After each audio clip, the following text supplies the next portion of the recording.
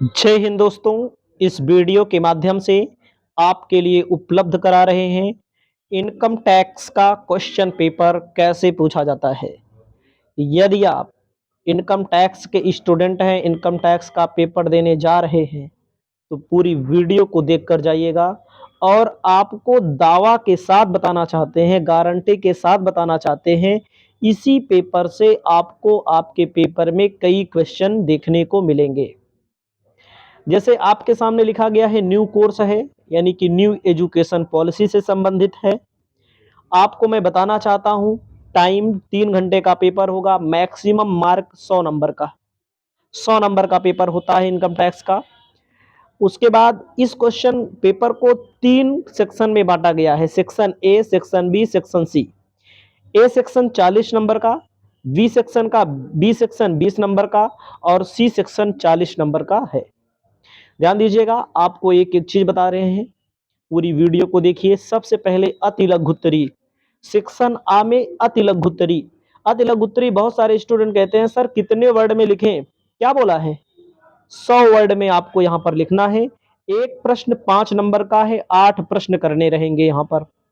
ध्यान दीजिएगा, 8 प्रश्न सभी करने रहेंगे आपको। एक प्रश्न 5 नंबर का है। पूछता है व्हाट इज असेसमेंट ईयर, कर निर्धारण वर्ष क्या है। आप बताइए, कर निर्धारण वर्ष क्या है। सभी स्टूडेंट को जब इनकम फ्रॉम सैलरी पढ़ाई जाती है, निवास स्थान कर दायित्व पढ़ाया जाता है, हाउस प्रॉपर्टी पढ़ाई जाती है, तो कर निर्धारण वर्ष डाला जाता है। जिस वर्ष की आय पर टैक्स लगता है उसे गत वर्ष कहते हैं। गत वर्ष की आय पर यानी कि प्रीवियस ईयर की इनकम पर जिस वर्ष टैक्स का असेस किया जाता है, निर्धारण किया जाता है, कर निर्धारण वर्ष कहते हैं। पूरी वीडियो उपलब्ध है, पूरा क्लास अपने पास उपलब्ध है, मात्र 799 रुपए में पूरा इनकम टैक्स उपलब्ध है। यदि आप चाहते हैं तो आर के मौर्य कॉमर्स क्लासेस के एंड्रॉयड ऐप को प्ले स्टोर से डाउनलोड करके रजिस्टर कर सकते हैं। आपके सामने बी है, कहता है टैक्स इवेशन। कर अपवंचन का मतलब होता है कर की चोरी। कर अपवंचन का मतलब क्या होता है, कर की चोरी। कर अपवंचन के बारे में, कर वंचना के बारे में बहुत डिटेल में मैंने वीडियो बनाई हुई है, आप पढ़ सकते हैं। उसके बाद कहता है how the value of rent free house. आपको यहाँ पर रेंट फ्री हाउस के बारे में पूछ रहा है। वेतन शीर्षक के अंतर्गत किराए से मुक्त मकान के मूल्य की गणना कैसे की जाती है। तो आपको मैं बताना चाहता हूँ, सैलरी में रेंट फ्री हाउस से संबंधित मैंने पूरा का पूरा वीडियो सैलरी का बनाया है, जहां पर आपको इन सारी चीज़ों के बारे में बताया है। इस नियम के अंतर्गत 7.5%, 10%, 15% का नियम है, वो सारी चीज़ें पूरी वैल्यू बताई गई हैं। अगला क्वेश्चन आता है एनुअल वैल्यू क्या है, वार्षिक मूल्य क्या है। हर साल क्वेश्चन में पूछता है। हाउस प्रॉपर्टी से लिया गया है, एनुअल वैल्यू किसे कहते हैं। उसके बाद हम आपको बताना चाहते हैं सट्टे की हानियों की पूर्ति के संबंध में जो सेट ऑफ है, स्पेकुलेशन, सट्टे से हानि की पूर्ति सट्टे के लाभ से ही की जा सकती है, मैक्सिमम 4 वर्षों तक की जा सकती है। ये हानियों की पूर्ति से क्वेश्चन पूछा गया है। पूरा वीडियो मैंने बनाया है एक एक टॉपिक पर। यदि आपको लगे कि हाँ सर पढ़ाते हैं, तो आप ज्वाइन कर सकते हैं। पूरे इनकम टैक्स, चाहे जिस राइटर की बुक हो आपके पास। उसके पास क्या कहा गया है, उसके बाद हम आपको आगे ले चलते हैं। कहा गया है कि करदाता के कर भार की चर्चा कीजिए ना, इंसिडेंस ऑफ एसएससी। करदाता के कर भार की चर्चा करनी है आपको। अगला बताना है टैक्स मैनेजमेंट क्या है, कर प्रबंध किसे कहा जाता है। उसके बाद आपको बताना है व्हाट इज सेल्फ असेसमेंट, स्वयं कर निर्धारण वर्ष। ये चैप्टर है स्वयं कर निर्धारण वर्ष, लास्ट वाले में। कर प्रबंध क्या है, कर नियोजन कर प्रबंध एक ही होता है। ये शुरुआत में कर नियोजन, कर अपवंचन, कर प्रबंध मतलब tax evasion, tax avoidance, tax planning, इन सब की चीज़ों के बारे में बताया गया है। तो पूरे करने हैं, किसी एक को छोड़ना नहीं है। 100 शब्द का मतलब एक एक पेज में लिखना है आपको। एक पेज से एक दो लाइन कम हो सकती है, लेकिन ये नहीं है कि 2 लाइन में लिख के काम खत्म कर दो। 2 लाइन में नहीं पूछा गया, याद रखिएगा।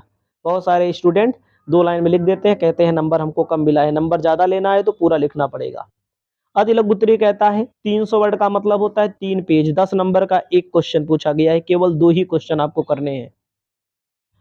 उसके बाद कहता है कि 300 पेज का मतलब 3 पेज, 2.5 पेज से तो मिनिमम कम होना नहीं चाहिए, लेकिन यदि आप सवाल लगा रहे हैं तो 1 पेज में ही सवाल लग सकती है। कंप्यूट करना है gross total income mister Pradeep ji की, ठीक है। फॉलोइंग पार्टिकुलर दिया गया है। सैलरी से 60,000, कैपिटल गेन से 20,000, प्रॉफिट फ्रॉम बिजनेस से 30,000, अदर सोर्सेज से 40,000, हाउस प्रॉपर्टी से 50,000। सबको जोड़ लेना है। इंश्योरेंस प्रीमियम दिया है 20,000 रुपया घटा देना है। उत्तर खटाक खटाक आ गया, ठीक है। टोटल आय देखो, सबको जोड़ेंगे। 60,000 सैलरी पहले लिखना है, फिर हाउस प्रॉपर्टी बाद फिर लिखना है। ऐसा नहीं कि सब जोड़ लेना है डायरेक्ट, पहले सैलरी, फिर हाउस प्रॉपर्टी, फिर बिजनेस प्रोफेशन, फिर कैपिटल गेन, फिर अदर सोर्सेज। सबको जोड़ करके 20, सबको जोड़ेंगे तो ग्रॉस टोटल इनकम सकल कुल आएगा, घटा लेंगे 20,000 इंश्योरेंस प्रीमियम, तो क्या आएगा, तो कुल आया जाएगा, ठीक है। वही चीज हिंदी में दिया है, ठीक है। कहा गया है what deduction are allowed to a businessman computing profit. एक व्यापारी के लाभों की गणना करने में क्या क्या कटौतियां स्वीकृत है। मतलब कि जो प्रॉफिट लॉस अकाउंट बनाया जाता है, आप income from business profession chapter पढ़े होंगे, हमारे पास तो पूरा वीडियो है भाई, हम अपना प्रचार भी कर रहे हैं, आपको वीडियो भी दे रहे हैं, जान लीजिए। तो आपको मैं बताना चाहता हूं क्या क्या कटौतियां ऐसी हैं जो पीएल अकाउंट के डेबिट में लिखी जा सकती हैं। अस्वीकृत व्ययों का भी वर्णन कीजिए। ऐसे कौन सी कटौतियां हैं, जब आप चैप्टर पढ़े रहेंगे भाई तभी इस थ्योरी का उत्तर सही लिख पाएंगे। बहुत सारे बच्चे कहते हैं हम थ्योरी लिखेंगे, गारंटी मैं देता हूं अगर न्यूमेरिकल आता होगा तभी ठीक से लिख पाएंगे 300 पेज 300 शब्द में, नहीं तो नहीं लिख पाएंगे। लिखकर मैं आपको दे देता हूं। अगला कहता है एक व्यक्ति पर लागू आयकर की दरें। देखो कै नंबर में पूछा है, 10 नंबर में, 3 पेज में। आयकर की दरों में क्या लिखना है, जब किसी व्यक्ति की आयु 60 वर्ष से कम हो तब अलग लिखना है, उसके बाद आयु 60 वर्ष से अधिक 80 वर्ष से कम हो तब लिखना है, 80 वर्ष से अधिक तब लिखना है। उसके बाद मैं आपको यहाँ पर स्पष्ट तौर पर बताना चाहता हूँ, स्पष्ट तौर पर मैं आपको बताना चाहता हूँ, यहाँ पर आपको अधिभार के बारे में भी लिखना पड़ेगा, सरचार्ज के बारे में भी लिखना पड़ेगा, डिटेल में लिखना पड़ेगा, तभी 3 पेज होगा, तभी आपको 10 नंबर मिलेगा। अगर 2 पेज में लिखोगे तो 5 नंबर में कॉपी चेक होगी, 3 नंबर मिलेगा। अगला कहता है जैसे कमाओ वैसे चुकाओ कर योजना क्या है।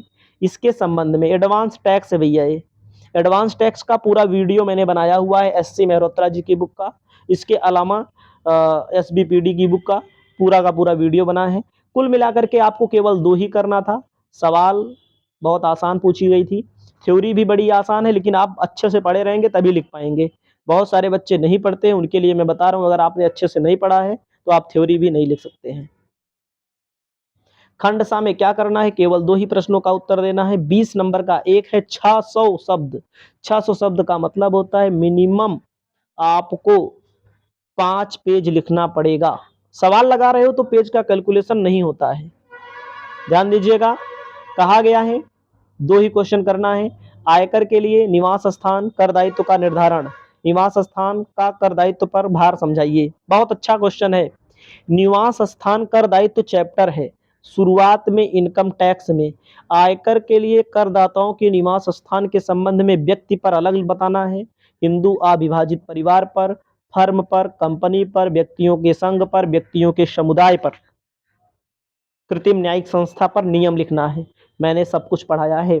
निवास स्थान का कर दायित्व पर भार समझाइए। कर दायित्व पर भार क्या होता है समझ रहे हैं, बताना पड़ेगा। निवासी के लिए जिसे साधारण निवासी कहते हैं, असाधारण निवासी के लिए, अनिवासी के लिए। 5 पेज अगर भरेंगे तो मानिएगा कि आपका नंबर 20 नंबर में चेक होगा, तब जा करके 12 नंबर 15 नंबर मिलेगा। अगर 2 पेज में भरोगे तो 10 नंबर में चेक होगा, 5 नंबर मिलेगा, तभी लोग नंबर कम पाते हैं। उसके बाद आपके सामने सवाल है, रमेश एम्प्लॉय है पब्लिक कंपनी में, पेड सम 6 लाख रुपया रिटायरमेंट सर्विस पाता है, 45 साल इन्होंने सेवा किया हुआ है। तो ठीक है, ये है सैलरी से संबंधित क्वेश्चन, ग्रेचुइटी रिटायरमेंट वाले चैप्टर का। इसके संबंध में यदि आप रिटायरमेंट वाला चैप्टर पढ़े रहेंगे तभी लगा पाएंगे, नहीं तो बस की बात नहीं होती है। रिटायरमेंट वाला चैप्टर अच्छे से पढ़े रहेंगे तभी लगा पाएंगे। उसके बाद क्षतिपूर्ति की राशि कितनी कर योग्य होगी, ये सब पूछा है। ठीक है, क्वेश्चन कठिन है इसलिए कि इस चैप्टर को बच्चे ठीक से नहीं पढ़ते हैं, अगर आप ठीक से पढ़े होंगे तो लगा लेंगे। 8वां नंबर क्वेश्चन क्या पूछता है, फ्रॉम द फॉलोइंग आपको टैक्स लाइबिलिटी मालूम करना है। रेंट से कमाया हुआ है 20,000 रुपया, लॉन्ग टर्म कैपिटल गेन से 30,000 रुपया, प्रॉफिट फ्रॉम ओन बिजनेस 6,31,000 रुपया, लॉटरी से 1 लाख रुपया, नेट एग्रीकल्चर 10,000 रुपया।